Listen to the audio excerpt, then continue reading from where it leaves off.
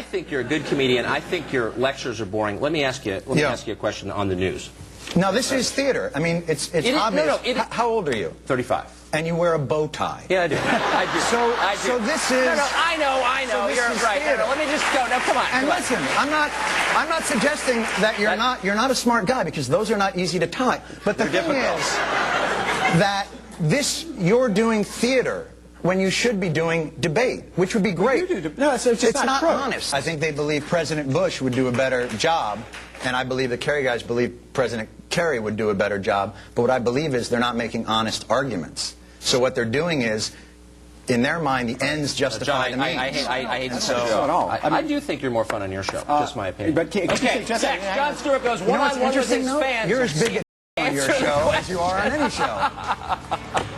Now you're getting into it. I like. Remember when Jon Stewart single-handedly ended Tucker Carlson's career at CNN? It's funny, you know, and I made a special effort to come on the show today because I have privately, amongst my friends, and also in occasional newspapers and television shows, mentioned this show as being bad. Here's just what I wanted to tell you guys. Yeah. Stop. Stop hurting America. Okay. See, the thing is, we need your help. Right now you're helping the politicians and the corporations, and we're left out there to mow our lawns. You just said we're too rough on them when they make mistakes. No, you're not too rough on them. You're part of their strategies. You're partisan, what do you call it, hacks. Wait, Jon, let me tell you something valuable that I think we do that I'd like to see you do. Something valuable? Yeah, no, it's nice I would like to hear it. And I'll tell you, when politicians come on, it's nice to get them to try and answer the question. And in order to do that, we try and ask them pointed questions. I want to contrast our questions with some questions you asked John Kerry recently. If you want to compare your show to a comedy show, you're more than welcome. All the way back in 2004, Stewart was raising the alarm about how our country's legacy news outlets worked hand in hand with the political establishment to shift public opinion to match whatever position they wanted to be the mainstream opinion, which is completely antithetical to Carlson's and Pagawa's posturing as real journalists and truth seekers. You know, I didn't realize that, and maybe this explains quite a bit, the opportunity is that the news organizations look to Comedy Central for their cues on integrity. So what I would suggest is, when you talk about you're holding politicians' feet to the fire,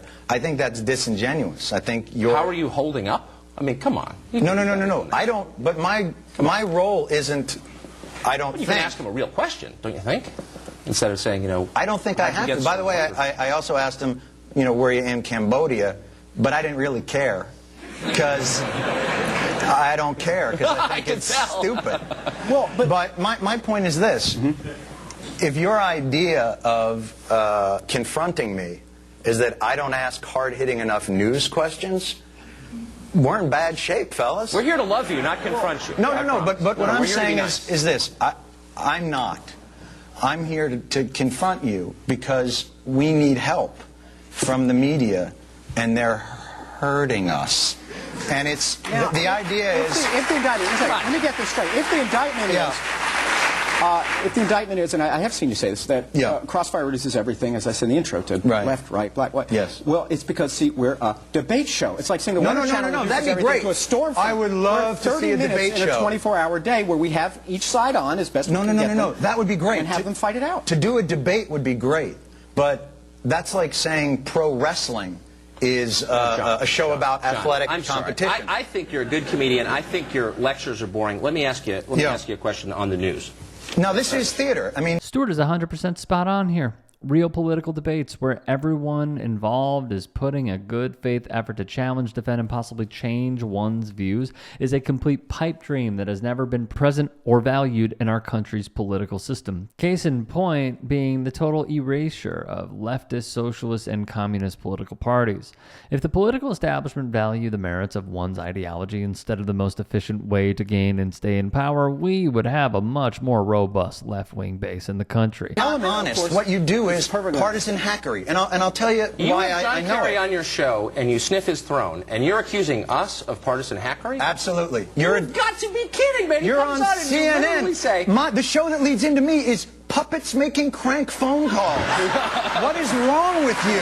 Well, I'm just saying, there's no reason for you, when you have this marvelous opportunity not to be the guy's butt boy, to go ahead and be his butt boy. Yes, It's embarrassing. I was absolutely his butt boy. I was so far. You would not believe what he ate 2 weeks ago.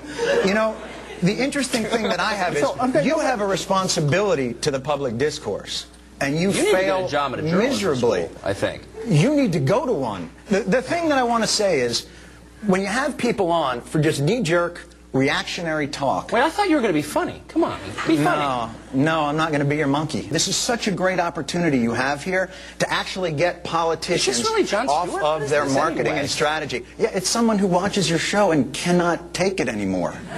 I just can't. What's it like to have dinner with you? It must be excruciating. Do you like lecture people like this? Or do you come over to their house and sit and lecture them and, you know, they're not doing the right thing, that they're missing their opportunities, evading their responsibilities? If I think they are. Look, I wouldn't want to eat with you, man. That's horrible. I know, and you won't. Whatever disagreements we and you may have about Stewart's politics, it's undeniable that he's correct about the role of the media and how it's being used as a tool to manipulate the audience instead of informing and educating.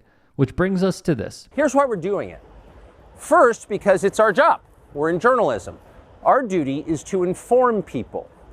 2 years into a war that's reshaping the entire world, most Americans are not informed. They have no real idea what's happening in this region, here in Russia or 600 miles away in Ukraine. But they should know. They're paying for much of it in ways they might not fully yet perceive. And yet the populations of the English-speaking countries seem mostly unaware. They think that as nothing has really changed. And they think that because no one has told them the truth. Their media outlets are corrupt. They lie to their readers and viewers. And they do that mostly by omission. It is so incredibly rich for the likes of Tucker Carlson, one of the most watched cable news anchor and the favorite voice of white supremacists everywhere, to complain that the media is corrupt. Sir, you were the media for years and years. Freedom of speech is our birthright. We were born with the right to say what we believe. That right cannot be taken away no matter who is in the White House. But they're trying anyway. We're not going to show any of the 2-hour bootlicking sesh that was Carlson's quote-unquote interview with Vladimir Putin. So we will now turn to how Jon Stewart responded to one of his oldest nemesis. Stewart contextualized Carlson's infatuation with Putin and life in Russia by saying, quote, "The goal that Carlson and his ilk are pushing is that there's really no difference between our systems. In fact, theirs might be a little better. The question is why? Why is Tucker doing this? Here's why. It's because the old civilizational battle was communism versus capitalism. That's what drove the world since World War II. Russia was the enemy then, but now they think the battle is woke versus unwoke. And in that fight, Putin is an ally to the right. He's their friend. Unfortunately, he is also a brutal and ruthless dictator.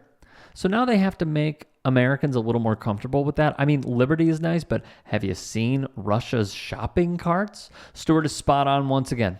Tucker interviewing Putin had nothing to do with informing Americans about the war, but was rather a not-so-sly way to humanize Putin and position him as an ally to the American right wing that holds the same social values. Tucker Carlson could not care less about the truth and doing real journalism. He has, and always will be, in it for the money, attention, and the theater of it all, just like Jon Stewart said almost 20 years ago.